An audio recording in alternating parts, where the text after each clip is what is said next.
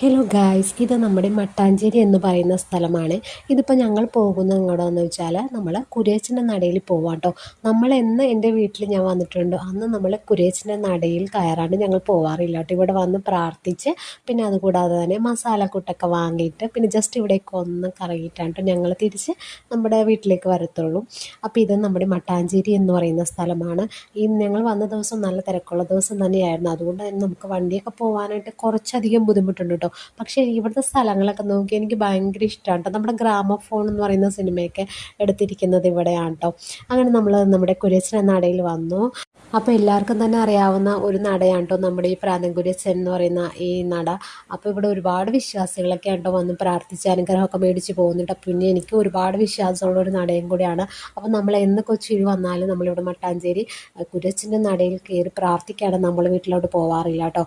അപ്പോൾ പപ്പ വണ്ടി ഭയങ്കര തിരക്കായതുകൊണ്ട് വണ്ടി ബ്ലോക്കാണ്. അപ്പോൾ അവിടെ മാറ്റി പാർക്ക് ചെയ്യാനൊക്കെ പോയേക്കുവാണ്. അങ്ങനെ പപ്പ വന്നു. പിന്നെ ഞങ്ങൾ മൂന്നിനും കൂടെ പ്രാർത്ഥിച്ചു.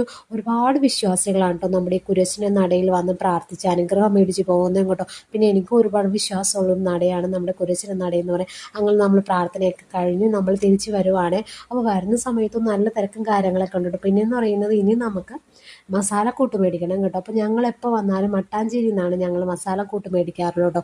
പക്ഷേ വലിയ വലിയ കടകൾ ഞങ്ങൾ കയറില്ല കേട്ടോ. ഞങ്ങൾ ചെറിയ കടകളിൽ കയറാറുള്ളൂ. കാരണം വലിയ കടകളിലൊക്കെ അത്യാവശ്യം നല്ല റേറ്റ് ആകും കേട്ടോ. അപ്പോൾ ഞങ്ങളിവിടെ വന്നൊരു സ്ഥലത്ത് എന്ന് പറയുന്നത് ഇവിടെ മസാലക്കൂട്ട് ഉണ്ടെന്ന് കരുതിയാൽ നമ്മൾ ഈ ഒരു കടയിൽ നിർത്തിയും കേട്ടോ. ഈ കാണുന്നത് സോപ്പാണ്. പിന്നെ എന്ന് പറയുന്നത് മഞ്ചാടിക്കൂട്ട് ഒരുപാട് ഉണ്ടായിരുന്നു. അങ്ങനെ ഒരുപാട് കല്ലുകൾ ഒരുപാട് സംഭവങ്ങളൊക്കെ ഈ ഒരു ഷോപ്പിലുണ്ട് കേട്ടോ. പിന്നെ അത്ര കാര്യങ്ങളൊക്കെ ഉണ്ടായിരുന്നു. അപ്പോൾ നമ്മൾക്ക് ആവശ്യമുള്ള സാധനം എന്തായാലും ഈ ഷോപ്പിലില്ല. അപ്പോൾ ജസ്റ്റ് ഞാനിതെല്ലാം കണ്ടതിന് ശേഷം നമ്മൾ നമ്മുടെ കടയിൽ എത്തിയിട്ടോ. അപ്പോൾ ഇവിടെ നിന്നാണ് നമ്മൾ മസാലക്കൂട്ടൊക്കെ മേടിക്കുന്നത് കേട്ടോ. അത്യാവശ്യം നല്ല ഒരു ലാഭത്തിലൊക്കെ നമുക്ക് ഈ ഒരു കടയിൽ തരും കേട്ടോ. അപ്പോൾ ഒരു ചെറിയ കടയാണ്. അപ്പോൾ ഈ ഒരു 170 ഗ്രാം ആണ് ഈ ഒരു പാക്കറ്റ് എന്ന് പറയുന്നത്. 100 രൂപയുള്ളൂ കേട്ടോ. നമുക്ക് ഒരുപാട് നാൾ ഞങ്ങൾ മേടിച്ചില്ല. ഒരുപാട് നാൾ ഞങ്ങൾക്ക് നിൽക്കും കൊണ്ട് ഞങ്ങളുടെ സാധാരണ കടയിൽ നിന്നൊക്കെ മേടിച്ചില്ല പെട്ടെന്ന് തന്നെ മസാലയൊക്കെ തീർന്നു പോകും കേട്ടോ. അപ്പോൾ ഇതൊന്നും അത്യാവശ്യം നല്ല 170 ഗ്രാമാണ്. 100 രൂപയേ ഉള്ളൂ കേട്ടോ.